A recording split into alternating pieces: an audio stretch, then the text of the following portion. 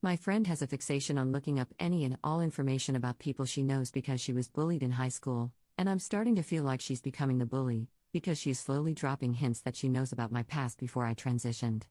Posted by you/throwawaying000000001. I'm on a throwaway account because my friend group absolutely knows my main Reddit, and I don't want them finding this and making the situation worse.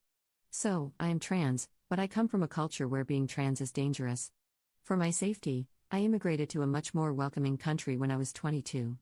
I changed my name and began going on estrogen. I am much happier now, as when I meet people for the first time, they assume I am a cis female. I have a small group of friends that I made 3 years ago. One of these friends has a rather interesting hobby. She enjoys going on social media apps and basically learning everything she can about a person. I'm not really sure why she does this, as it seems very weird to me, but she basically told me that she does it because of the trauma she has from her high school friends, who manipulated and bullied her into thinking she forgot important info about them. Ever since then, she goes on social media or even listens to gossip about almost everyone she knows just so she never misses a thing. I don't really understand it, but as someone with trauma myself, I understand that we handle things differently than what's considered normal. I haven't told my friends that I am trans. I understand that it seems wrong, but I just generally don't trust people with that kind of information. It's not that I don't think they will be supportive, I just don't think they need to know this. That, and I'm a little afraid of our dynamic changing, as I love them a lot and can't stand to lose any more loved ones. I know that if it comes to a point where it's needed, I will tell them. But right now, it's not important information. So this friend, Amelia, fake name, was acting really weird around me. It felt like she was bringing up or talking about similar things that I haven't told anyone about. Not directly, but she'll say things like, for example, I heard about this place called restaurant that I went to when I was younger, the food seems interesting there. I thought I was just going crazy at first, as the internet is free and she is allowed to see things from my hometown without it being linked to me. That is, until yesterday, she was talking to our friends about baby names, as she is pregnant, and brought up my freaking dead name. We made eye contact for a bit as my friends gushed about how cute it sounded, but all agreed it doesn't really fit her ethnicity. She moved on and never brought it up again. I don't feel anything towards that name, nor do I feel like she is allowed to name her baby after it if she so desires, but it feels like a twisted form of power play. I'm not sure how she found it, but I don't think she'll use it against me or out me, as she's not that type of person. I feel like maybe she's just trying to hint that she knows. Right now, I just want to call her out on what she's doing and tell her that she needs to stop, as it's making me uncomfortable. But again, I'm not sure if this is the right move, as it is her coping mechanism for her trauma. Top/relevant comments. Commenter. Not the jerk, and just keep ignoring this person. She is not a friend. And I call bullcrap on her trauma. That is her excuse rather than just being a nosy Nelly. If the trauma were true, she would not be doing the same thing.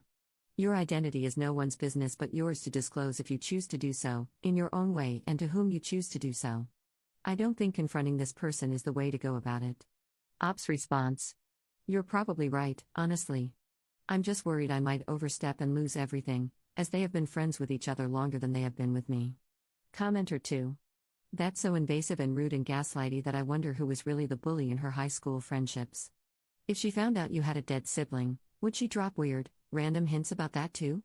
Take away this being about your transition, and apply her behavior to any other sensitive topic someone wouldn't want casually hinted at in a public setting, and it should be easy to see how inappropriate and cruel she is being. Ops response. That actually helped a lot, thank you. Commenter 3. Are you sure she found something? Or did you maybe just react weirdly because she hit on a specific name? Is it a common name in your culture that she could have randomly come up with, or rare enough that she must know? Ops response. It's not a very common name in my culture, and I moved to a more Western country where, unless I told her or she found it somehow, nobody would know it. It's hard to explain without directly outing myself on the internet. Op responding to a downvoted commenter. I don't think it will affect my friendships with them, but it's a feeling that's hard to explain. I don't want them to know because I want to seem like a normal girl, if that makes sense. I'm worried that by telling them, everything will change.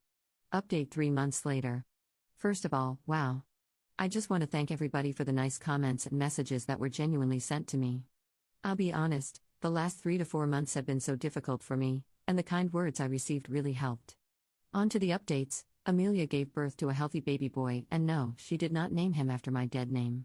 I don't think I would have cared anyway because one, like I said, I don't feel any attachment or trauma with that name, and 2, it's her loss if she names her son that, because she is white as snow and I am an Arab. Regardless, I still felt happy for her and celebrated her son because she was still my friend. Second, there's a trend on TikTok or Instagram where person A will record person B and film their reaction to hearing the sentence, "I'm so hungry I could eat" name. For those who might not know, the name they say tends to be the name of a person that person B has a strong past with, like an ex or a dead friend or something. My friend group and I went over to my best friend's house for a girls' night to spend time with Amelia since she's been busy with her son. They did the TikTok trend, and since I don't really frequent social media nor post myself, I mostly watched and chit-chatted with my other friends who also weren't super into trends.